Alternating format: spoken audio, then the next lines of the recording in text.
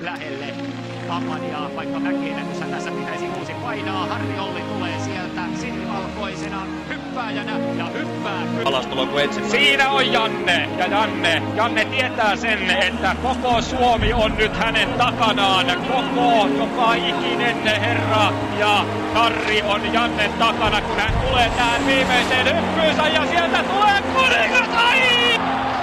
Riittämättömän pitkälle ja hymykin sieltä herkiää. Janne ottaa selvän kärkipaikan tässä ja nyt jos ei muuta, niin Tsekki on kyllä lyöty niin pahaan siltaan, että nouseeko se sieltä. Janne nyt on vielä hyppäämättä 141,5 metriä.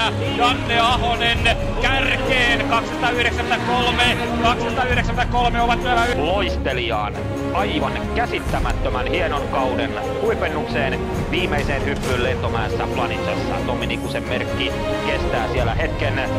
Vastavirtausta on tarjolla myös Janne Ahoselle, kun sieltä lähdetään viimeiseen hyppyyn tällä kaudella.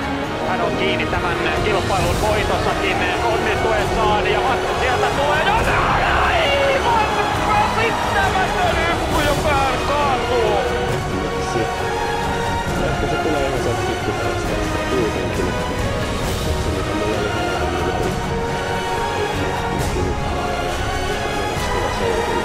oli semmoinen jossain vaiheessa jo ollut, mutta itse yhteen siihen kovalla työllä ja omistautumisella lajiin ja nöyrällä asenteella, niin se voisi olla mahdollista vielä. Ahoselle, Kuningaskotkalle paikkaa, loistava olosuhde olisi Janne Ahoselle nyt tarjolla, se on loistava olosuhde kanssa, nyt on paikkaa, Kuningaskotka levittää siipeensä, kärkiväliä löytyy, Ahonen puristaa ja tulee! Loistavaa, jälleen kerran tämä nähdään Bischofshofenissa.